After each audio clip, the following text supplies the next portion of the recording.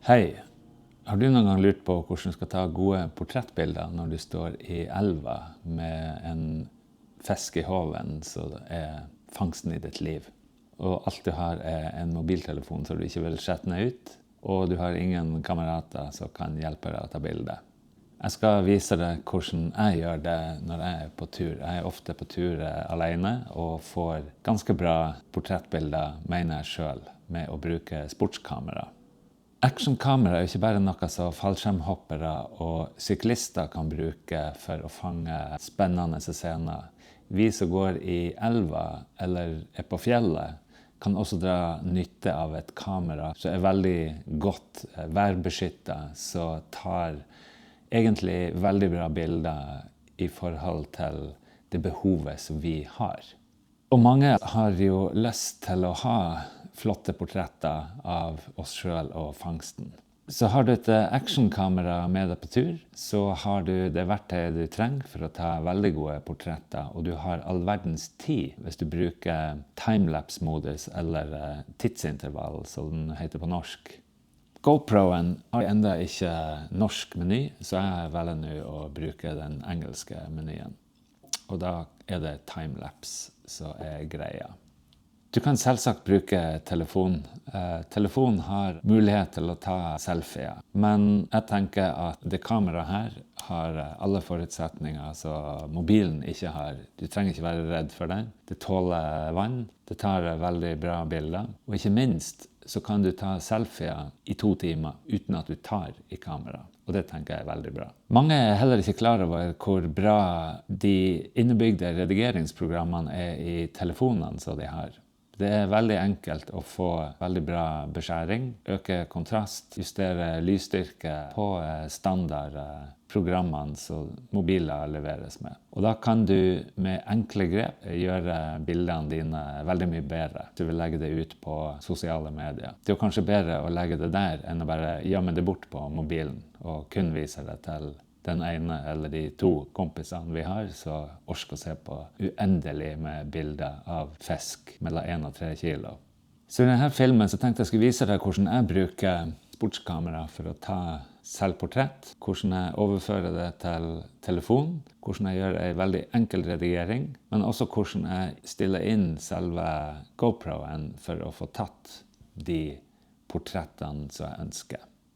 Jeg kommer til å referere til GoPro sine innstillinger, men jeg tenker de fleste actionkamera har antagelig mer eller mindre samme funksjonalitet og meny som er mer eller mindre tilsvarende. Så har du et annet kamera, så vil du kjenne igjen det meste av det jeg sier, og finne det igjen i din lokale meny.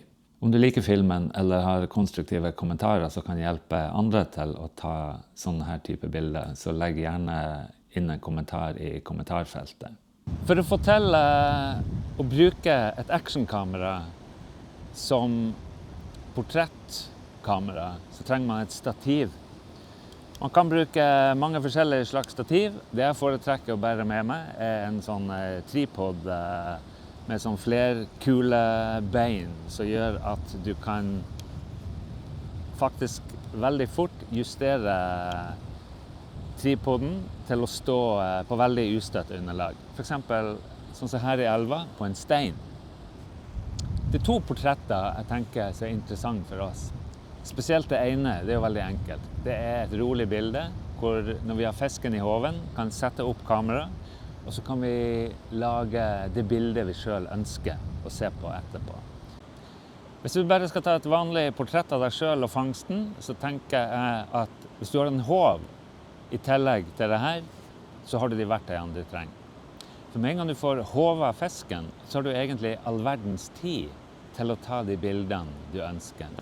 Det andre måten vi kan prøve å ta litt spennende portrettbilder, sånn som det bildet som jeg viser her, da setter vi også kamera i timelapse-modus, men vi lar det stå og gå, og håper at underveis i fiskinga, så får du faktisk fisk.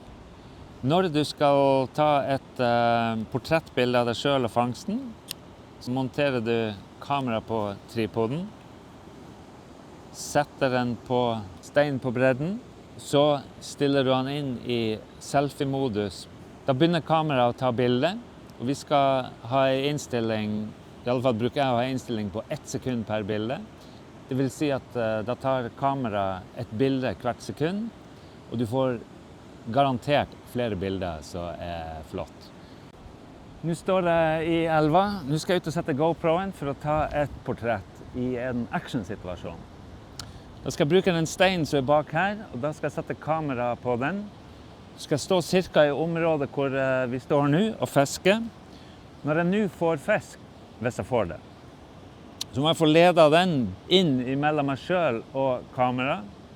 Håper at den går i lufta. Så satser vi på at dette blir bra. Nå slår jeg på kamera. Setter på timelapse. Selfie.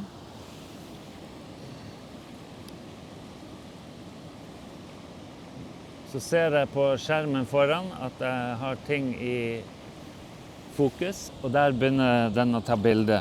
Så nå har vi tatt allerede 3, 4, 5 bilder. Der kameraet står, og der du skal ta portrettet ditt, så kan det ikke være for stor avstand. Og grunnen til det er at de sportskameraene har ekstrem vidvinkel.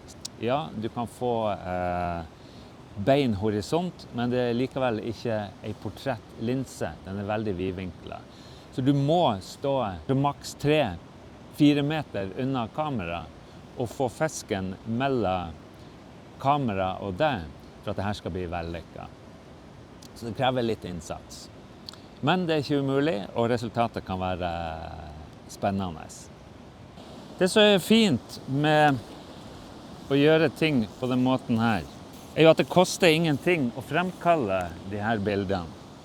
Nå tar vi ett bilde hver sekund, det vil si at på 1 minutt så har vi tatt 60 bilder. Hvis du står i 10 minutter fisken, så kommer du til å få 600 bilder. Hvis du trenger ett av dem, så kan du slette de andre. Det er jo fordelen. Da skal alle bildene være tatt, og vi skal nå overføre et av bildene til mobil. GoProen har flere forhåndsinnstilte moduser for timelapse. Vi skal bruke en som heter selfie. Dersom du ikke har selfie-modusen på kamera allerede, så må du lage den. Og du må lage den på kamera først. Du kan ikke gjøre det rett fra mobilappen. Bruk i så fall innstillingen timelapse og lagre med forhåndsdefinert navn selfie. Når du har gjort det, så går du på appen og endrer innstillingen, så er det mye enklere å gjøre enn å gjøre det rett på kamera. Så finn modusen selfie og klikk på den. Første valg du får opp er linsevalg. Der kan du velge mellom vid eller lineær linse. En vid linse gir en bua horisont og litt videre perspektiv, mens det lineære perspektivet gir deg en bein horisont. Så klikker du på intervall, og her ser du at du kan velge et intervall fra et halvt sekund og helt opp til 60 minutter. Jeg velger som regel 1 sekund. Det neste valget er format. GoPro har som standard valgt video som format, og dette er utgangsformatet for det du tar opp. Og den velger video som standardformat, for de fleste bruker timelapse nettopp for å lage video. Vi må velge bilde som format. Hvis ikke så lager kamera en videofil, og ikke bilder sånn som vi ønsker. Neste valg er output, som er selve dataformatet som bildene lagres som. Skal du gjøre avansert etterbehandling, så velger du RAW. For bruk på sosiale medier så er valget standard godt nok. Så har du en velger for hvor lenge du skal ta bilder. Og her kan du faktisk sette en begrensning. Jeg tenker at no limit passer meg godt, så kan jeg heller fylle opp minnebrikken og jeg sletter det jeg ikke skal ha. Du kan sette timer på selfien også. Jeg har timer off, for når jeg tar bilder hvert sekund, så spiller det ikke noen rolle om jeg har tatt 3 bilder på de 3 første sekundene, eller 10 bilder på de 10 første sekundene, når jeg likevel tar 600 bilder. ISO, GoProen gir deg valg til å velge helt opp til 3200. Hvis du vil ha et bilde som ikke er for kornet og forurenset, kall det det, så går du ikke over ISO 400 på en GoPro. Skarphet setter jeg vanligvis på medium for selfie. Fargevalget setter jeg vanligvis på natural eller flat. Og det stort sett det du trenger å gjøre i innstillingen. Så skal vi se på hvordan vi overfører bilder fra GoProen til kamera. Da trykker du først på knappen som heter View Media, og du ser alt som GoProen har tatt og lagret for deg. Videoer merket med et videokamera, og så ser du timelapse-bildene har en tidsfølge merking, og du ser det antall bilder som du har tatt. Og her ser vi jeg har flere, en på 244 bilder, en på 29, en på 76 og så videre. Jeg klikker først på det ene bildet som vises i serien som jeg har tatt. Så klikker jeg på selve bildet, og da kommer alle bildene opp i den sekvensen. Og jeg blar meg ned og ser hvilket bilde som kan være interessant for meg.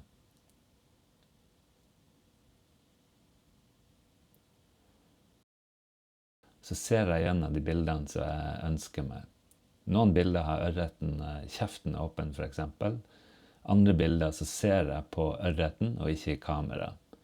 Så det er hvilket bilde og hvilket motiv det jeg ønsker å ha.